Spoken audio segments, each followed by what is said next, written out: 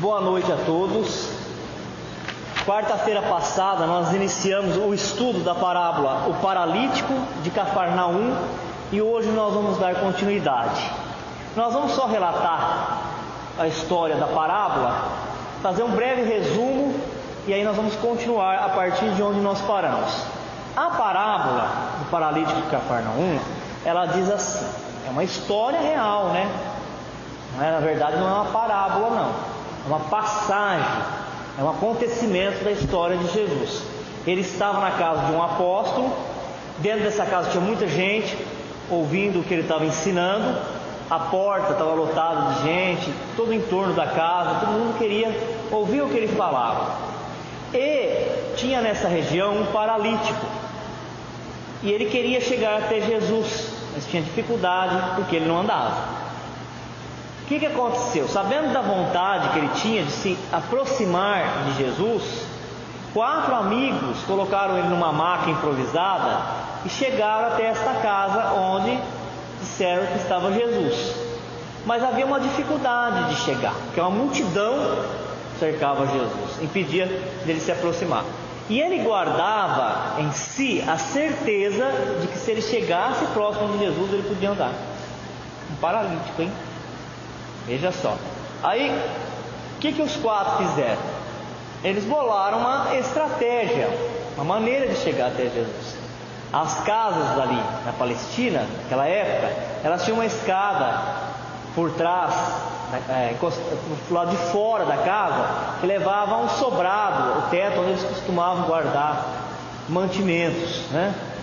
E então eles subiram, os 4 segurando um de cada lado da maca, tiraram algumas telhas, amarraram umas cordas e foram soltando o paralítico, né, até os pés de Jesus. Colocaram ele no pé de Jesus.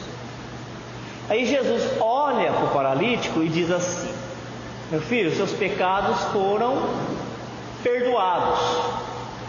Onde Jesus ia, tinha gente simples, tinha camponês, tinha agricultor, mas também tinha aquelas pessoas da religião que eram ditas pessoas cultas, importantes, conhecedoras da doutrina da época, que era mosaica.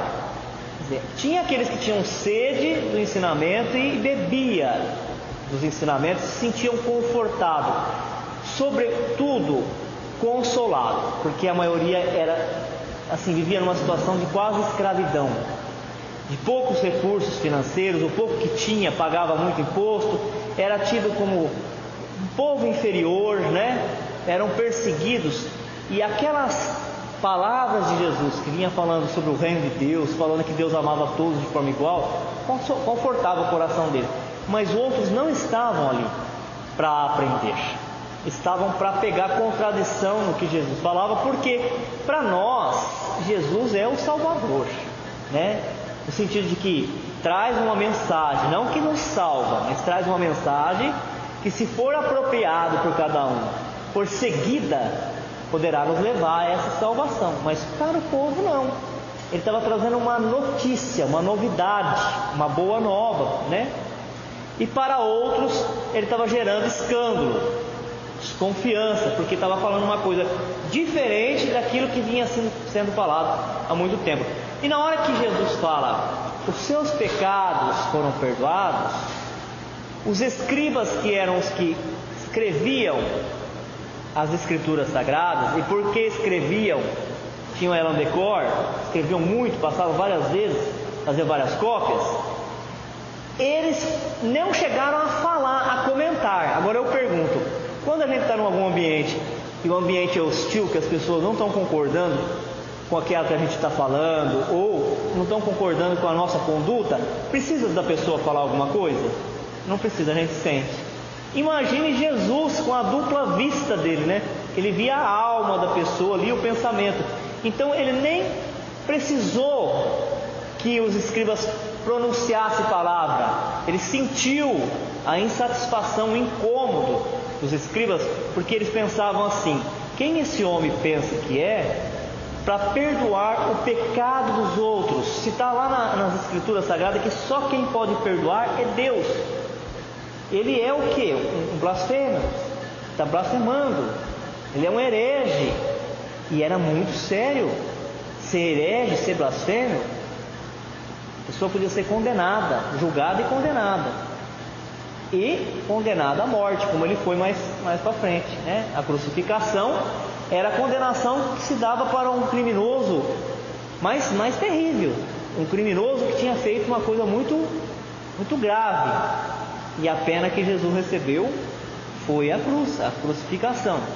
Então, porque Jesus sentia o ambiente, lia o pensamento das pessoas, ele então pronunciou: o que é mais fácil, eu dizer que seus pecados estão perdoados, ou dizer levanta-te e anda? Então, para vocês verem que o Filho de Deus, quer dizer, eu não sou Deus, mas eu sou filho dele, tem poder, levanta-te e anda. E o paralítico levantou e foi embora. É uma passagem real. O paralítico se curou e saiu dali andando. Fazia muitos anos que ele era paralítico. Ele não conseguiu chegar até ali se não fosse pela ajuda de 4 pessoas, e saiu dali andando. Agora, o que nos traz essa informação? Ela nos traz o seguinte, que para se curar, para conseguir a cura, precisa de reunir uma série de fatores. Precisa ter merecimento, muita vontade, força de vontade, persistência, ter ajuda dos outros e encontrar a circunstância ideal, que no caso era Jesus, com a força, o poder, o magnetismo dele. A doutrina espírita, ela nos ensina muito, através dos 5 livros, como é que acontece as leis da natureza. E o Cristo, como uma pessoa que curava, ele não desobedecia às leis de Deus. Uma das leis que a gente aprende é a lei da causa e efeito.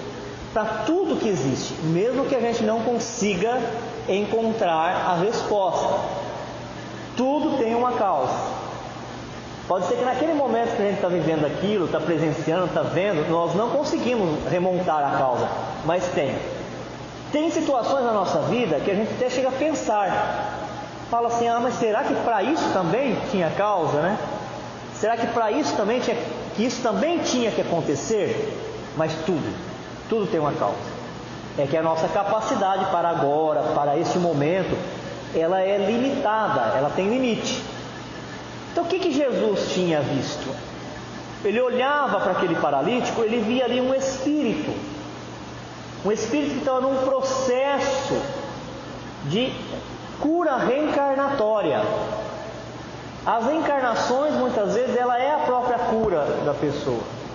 Às vezes uma dificuldade que alguém arrasta desde o nascimento até a hora que vai morrer, é a cura para o espírito. Porque ele chega no mundo espiritual com a consciência mais limpa, liberta daquela culpa que ele carrega, daquele remorso que ele carrega.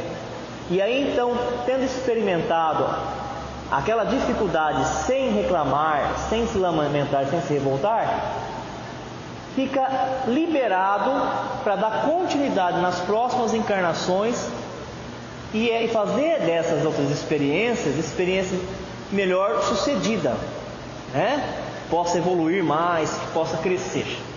Então é o caso aqui. Então Jesus percebeu que aquele paralítico, ele já não tinha mais necessidade de ter o corpo deformado, porque os pensamentos dele e os sentimentos dele tinham mudado, modificado. É o que se fala sempre na doutrina espírita.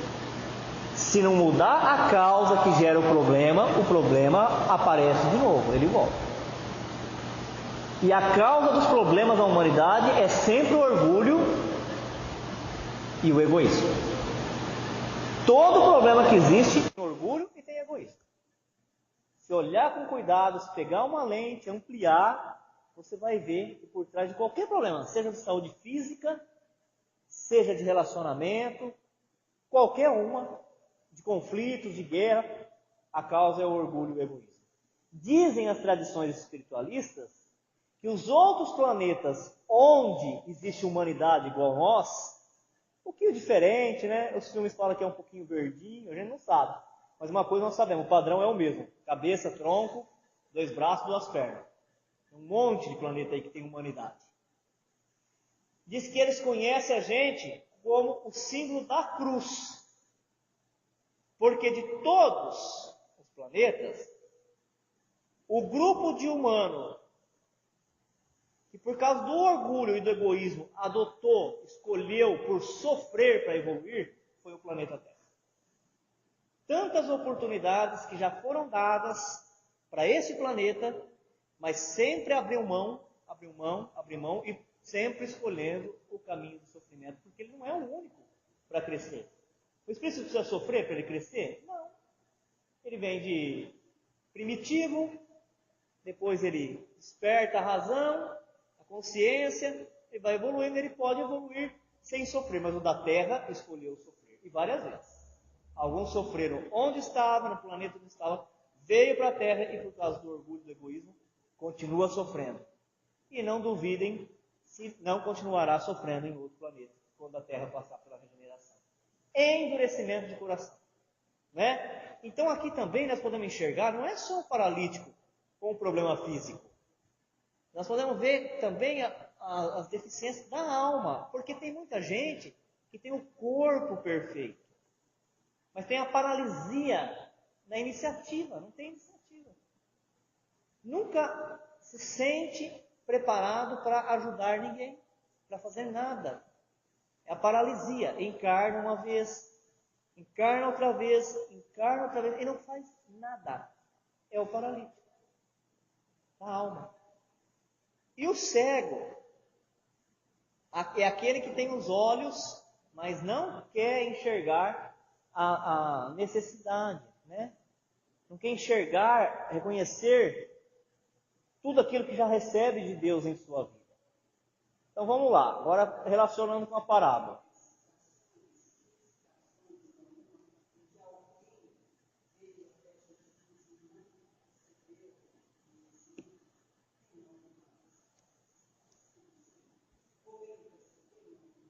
Não, mas acontece que vinha uma multidão, e todos eles se curavam. Eles vão relatar, porque os evangelhos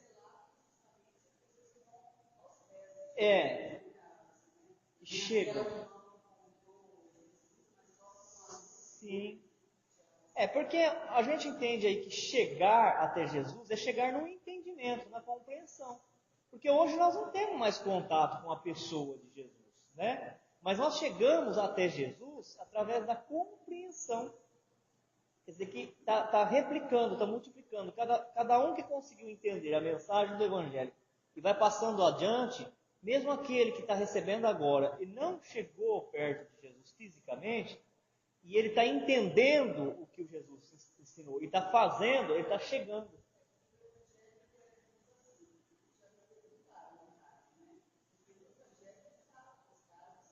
Fala das curas de Jesus. E você vê que bacana que Kardec separou em A Gênese, no livro A Gênese, que o pessoal fala que é muito difícil, tem uma coisa difícil. Se você vai estudando, depois chega uma parte lá que ele não fica mais tão difícil. No final ele reservou as principais curas de Jesus para explicar como que elas acontecem. Quer dizer, tudo dentro tudo dentro da natureza, do poder da natureza. Então aqui no caso, o paralítico, ele tinha vontade, porque 4 levou ele, mas é porque ele queria. Ele tinha vontade, quer dizer, precisa ter vontade para se curar. Precisa ter merecimento. O merecimento foi visto por Jesus, ele tinha visto que tinha acabado o karma, ele tinha passado pela dificuldade que ele veio para passar, o resgate, sem reclamar, sem lamentar, e já era o fim, porque senão Jesus não ia curá-lo, porque a cura para ele seria a própria enfermidade. O que será que levou aquele homem a ficar paralítico? Alguma coisa na outra encarnação. Se tira a paralisia dele e ele não mudou, ele volta a errar. Então Jesus percebeu que ele estava em condição de ter o corpo físico recuperado, porque o pensamento que dirige o corpo físico a mentalidade já havia modificado. Então, merecimento, força de vontade, né? Condições necessárias, como era o caso do magnetismo de Jesus, e ajuda das outras pessoas. Todo mundo precisa da ajuda. Ninguém vive sozinho, ninguém faz nada sozinho. Todas essas condições têm que estar unidas para haver a cura. Mas a cura efetiva para todo espírito encarnado é a sua evolução espiritual. Porque quando nós estamos evoluídos espiritualmente, nós somos moralizados, nós somos éticos. E uma postura ética nos dá equilíbrio, nos dá saúde, nos dá paz. Uma pessoa que é verdadeiramente ética, ela não faz nada para agredir o seu corpo, ela não faz nada para agredir a natureza, ela não faz nada para agredir a humanidade. Então ela não tem karma negativo. Ela não tem o que resgatar, né? Se a gente faz um pensamento, esse pensamento é negativo e ele vai para a natureza, e aí todos os pensamentos iguais cola nele, gruda nele e volta acrescido para a gente, então o negócio é a gente nunca pensar nada negativo, nunca falar nada negativo e nunca agir de forma negativa. E nós conseguimos fazer isso? Não, porque nós precisamos das encarnações. Fica muito difícil a doutrina, a religião que não aceita as encarnações. Não dá para explicar. Não dá. Porque só Jesus falou, sede perfeito como o vosso Pai do céu é perfeito. E garantiu o reino dos céus para esses, para aqueles que fossem perfeitos. Numa encarnação só nós não alcançamos essa perfeição. Por quê? Porque a gente pensa negativo, a gente reage negativo. É da humanidade. Né? Na outra encarnação, espera-se que nós sejamos um pouquinho melhor. E na outra?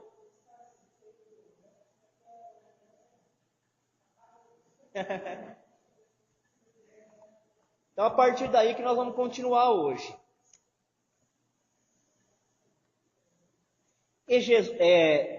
Evangelho de Marcos, capítulo 2, versículo 5. E Jesus, vendo-lhes a fé, disse ao paralítico, filho, perdoados estão os teus pecados. Jesus atendeu o paralítico, fundamentando-se na fé revelada por este, e a dos seus intercessores, manifestada em atos de coragem e de abnegação. A fé do enfermo e dos cooperadores, tendo como base a misericórdia divina, culminou em concessão de nova oportunidade para a superação de débitos contraídos em existências pretéritas. Assim, a expressão disse ao paralítico, atravessa os séculos e chega ao presente, nos fazendo ponderar a respeito da força do magnetismo do Cristo, que agindo com amor e sabedoria, concede nova oportunidade àquele companheiro. Muitas pessoas confessam a necessidade do Cristo, mais frequentemente alegam obstáculos que lhes impedem a sublime aproximação.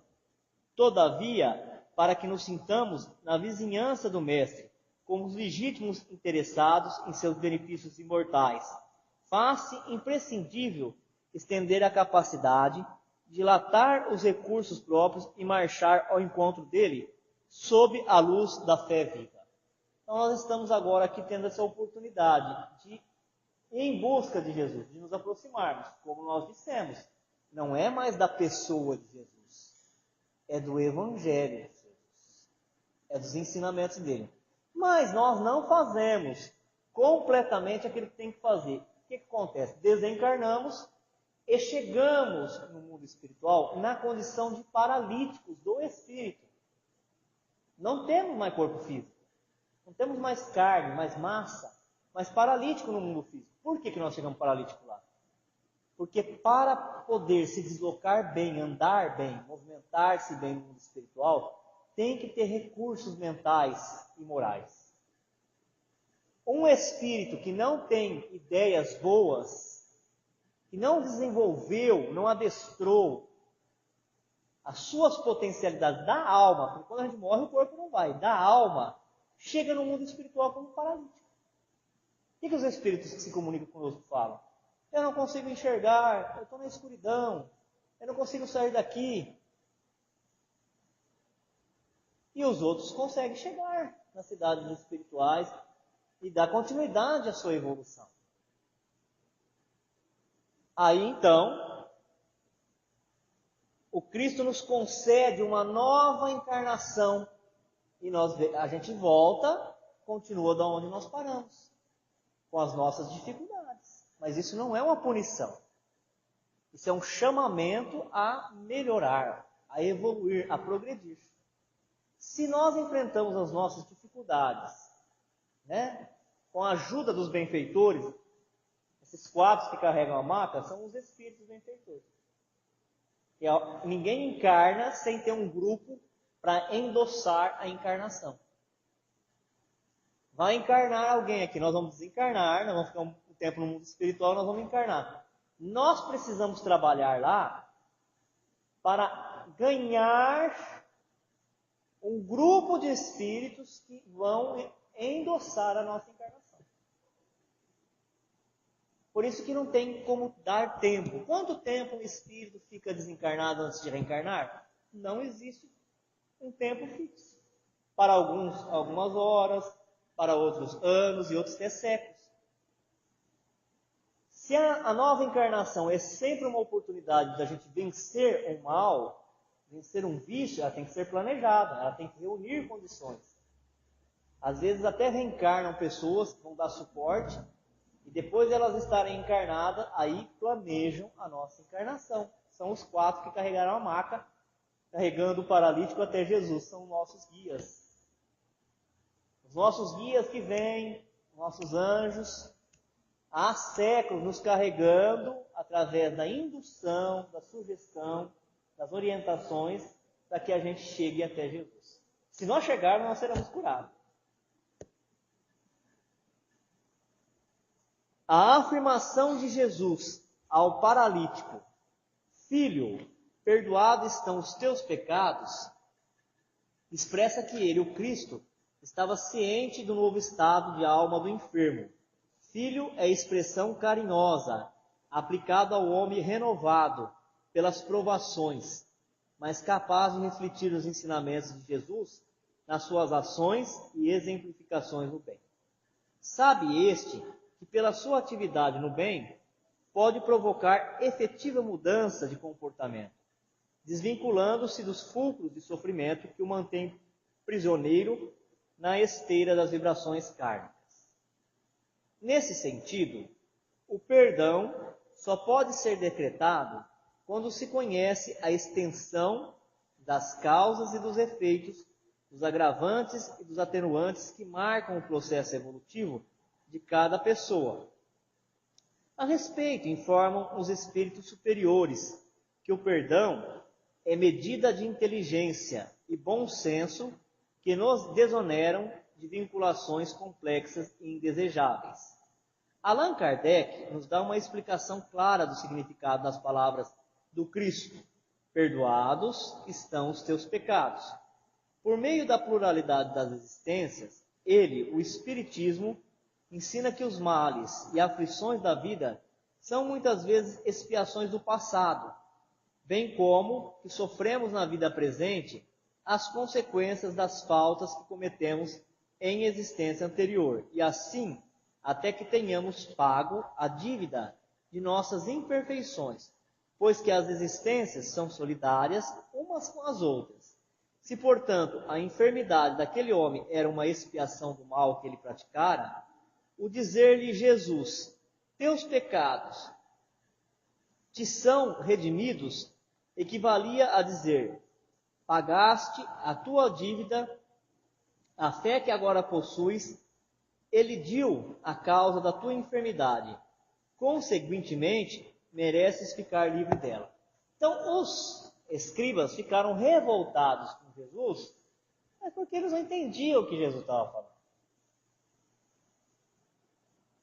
Eles estavam pensando a mesma coisa que Jesus pensava, mas mesmo assim eles se revoltavam contra Jesus. Jesus sempre falou, Deus é Pai. Nada que Deus decide eu posso mudar. Eu não vim contrariar, desobedecer às leis, eu vim cumpri-la. Então, quando Jesus fala que os pecados do paralítico estão perdoados, ele não está falando que porque ele acha bom, acha bonito, porque ele se simpatizou com o paralítico, ele tem o poder e você está perdoado. Não é isso. Ele estava falando o seguinte, como ele estava vendo as vidas passadas. Se alguns médiuns têm capacidade de ver isso, imagine Jesus, não é? Tinha capacidade de ver até a primeira, como ser humano. Ele viu que havia havido uma mudança no espírito. E ele não tinha mais necessidade de sofrer. Porque naturalmente ele já seria curado. E aí então ele transferiu o poder magnético dele e curou o corpo físico dele. Não como as pessoas pensam. Algumas pensam que Jesus veio e pelo simples fato dele vir, dele ter passado pela paixão que ele passou, e ter morrido na cruz, ter derramado sangue, toda a humanidade está perdoada. Isso é um engano. Né? Como é que Jesus tira o pecado do mundo? Se diz na oração, Cordeiro de Deus que tira o pecado do mundo. Jesus é o Cordeiro de Deus? É. Porque ele faz a vontade de Deus. Cordeiro, aqui no Evangelho, é aquele que cumpre a vontade. Aquele que não desobedece à vontade. Só quem trabalhou, eu não, mas eu já vi muito esse ciclo rural. Só quem trabalhou na pecuária sabe como que é difícil você conduzir alguns animais que são teimosos. Você puxa ele para um lado, ele vai para o outro.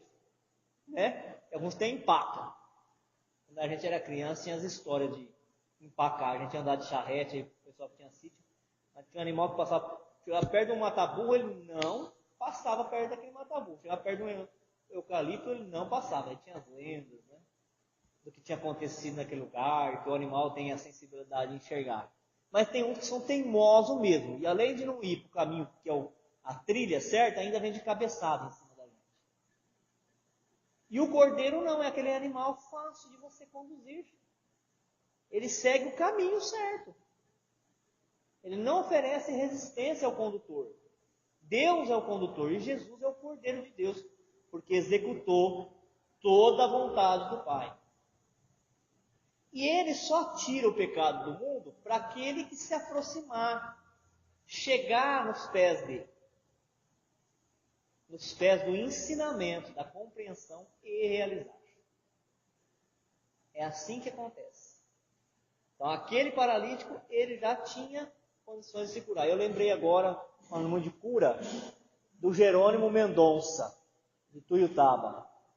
Não dá para falar disso sem a gente deixar de lembrar do Jerônimo Mendonça. O Jerônimo Mendonça, ele mesmo conta a história dele. Ele fala que ele era um rapaz jovem, bonito, forte. Ele se olhava no espelho e falava, eu sou o Tarzan, eu sou o Tarzan. E com pouca idade, ele começa a ter um problema de reumatismo, uma doença degenerativa. Começou a colocar ele devagar, imobilizado. Primeiro sentado, depois na cadeira de roda, depois numa maca, onde ele ficou a vida toda. Né? E depois ele ficou cego ainda.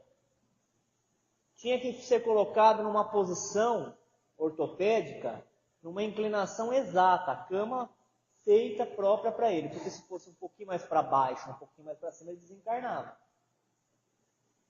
E este homem, ele absorveu, ele assimilou a doutrina espírita, e sobretudo o Evangelho de Jesus, porque quando ele pôde, enquanto ele pôde, ele leu, depois que ele não pôde mais, as pessoas iam lá ler para ele. E então as pessoas iam lá assim com o corpo físico normal, enxergando, andando, e pedia conselho para ele. Você já pensou? Que prova?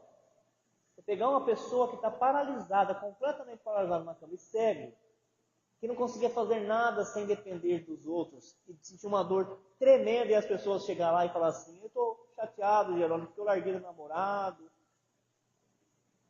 eu queria ter uma coisa e eu não tenho, e ele ter que consolar.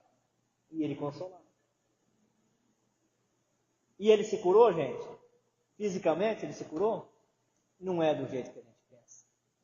A cura não é o que nós pensamos. A própria vida é o remédio, é a cura.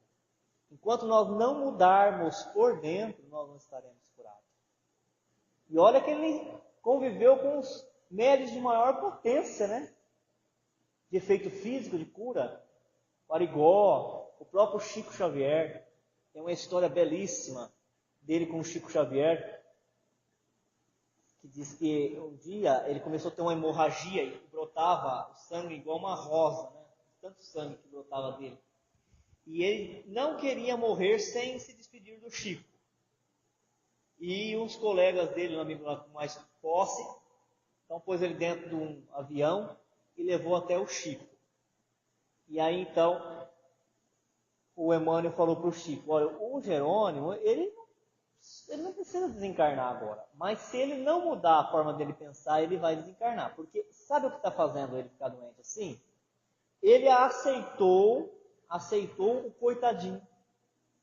As pessoas chegavam perto dele e falavam: coitadinho do Jerônimo. Enquanto ele estava firme, falando: não, tenho fé em Deus, eu vou vencer esse problema, tenho que ter paciência, ele foi bem. Um dia ele cansou. E ele aceitou o coitadinho. Falou: é verdade, você já pensou um homem igual a mim? Vivendo desse jeito? Para que eu sirvo? Quero mais viver. E foi dia após dia aceitando isso, e isso desenvolveu aquela hemorragia. Aí o Emmanuel aconselhou: cada um que chegar perto do Jerônimo vai dar um abraço, um beijo nele. Aí eles foram, cada um foi dando um abraço, um beijo nele, e o Chico abraçou e falou: Jerônimo, você está aceitando a condição de coitadinho. Mas eu vou dizer uma coisa para você, meu irmão. Ou você acredita em Deus, ou você não acredita. Não tem jeito de ser morno. Ou você é frio, não acredita em Deus e na espiritualidade, ou você é quente, acredita e segue com fé. Porque está lá nas escrituras que um morno vai ser vomitado. Não aceite a condição de coitadinho. E ele levou um choque.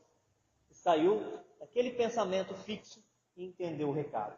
Quer dizer, naquele momento ele começou a liberar de dentro para fora uma vibração, porque a alma, quem é clarividente, ela enxerga, a alma ela irradia, ela libera, ela expande luminosidade. E é essa matriz energética que vai fazer as nossas células trabalhar. E é o que nós pensamos, é o que nós sentimos. Você vê que a pessoa, quando é hipnotizada, ela sente aquilo que o hipnotizador está sugerindo. Ó, soquei uma agulha em você. E às vezes nem socou. Ele começa a gritar, né? Ó, toma essa maçã aqui. Ele pega uma cebola descascada, morde e começa a mastigar. Como se aquilo fosse uma maravilha.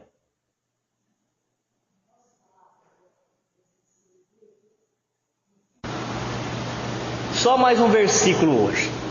Esse é o versículo de 6 a 7 do capítulo 2 de Marcos. E estavam ali assentados alguns dos escribas, que arrazoavam em seu coração, dizendo: Por que diz este assim blasfêmias? Quem pode perdoar pecados senão Deus? Ela está falando aqui, ó, as pessoas nem falaram mal, elas nem criticaram, mas elas estavam sentindo. É um problema sério. Trabalhos que envolvem espiritualidade, a gente sabe, se o grupo não tiver todos na mesma sintonia, não tiver todos pensando a mesma coisa, querendo bem, a vibração ela vai lá no chão, né? Porque essa é a mensagem espiritual, não precisa falar, não é articulada. Então esses homens, eles começaram a criticar por pensamento Jesus. Quem esse homem pensa? Quer dizer, a gente é criticado até quando quer fazer o bem, né? Até por fazer o bem. Eu lembrei agora daquela passagem do trabalhador da última hora, que o senhor do campo, ele foi pegando, desde as 6 horas da manhã, ele foi pegando gente para trabalhar no campo. Aí ele chegou às 5 horas da tarde, tinha gente ainda na praça esperando que alguém fosse chamar para trabalhar. Não é que eles não queriam, é que não tinha, ninguém tinha contratado eles. E chegou e falou: olha, vocês vão para o campo comigo agora e eu te pago um dinheiro. Eles trabalharam, todos trabalharam, chegou no final do expediente, ele deu ordem ao encarregado: vocês vão lá e pagam os trabalhadores. Começa pelos últimos. Os últimos é aquele que tinha trabalhado 1 hora só, e deu uma moeda para eles. Quando chamou os outros, chamou aquele das 4 horas da tarde, das 3, das 6 horas, tinha trabalhado o dia inteiro, e deu uma moeda. Eles ficaram todos revoltados. Falou: mas nós trabalhamos desde a primeira hora, embaixo desse sol, passamos por toda dificuldade, você nos dá uma moeda? E esses aí chegaram, trabalharam por último, trabalharam 1 hora, você vai dar uma moeda também? Aí o Senhor, a humanidade precisa aprender muito, muito. Aí o Senhor diz assim: quem é Senhor aqui? Sou eu. De quem é o dinheiro? É meu. O que eu combinei com você? Você vinha aqui, você ia trabalhar um dia inteiro e ia te dar um dinheiro. Eu já não te dei o teu dinheiro? Pega o seu dinheiro e vai embora. Porque eu não fui mal com você. O que eu combinei com você eu te paguei. Porque eu sou bom para os outros, você me acha ruim? Então é a questão da gente, para ser feliz tenho que ter, mas os outros não podem ter.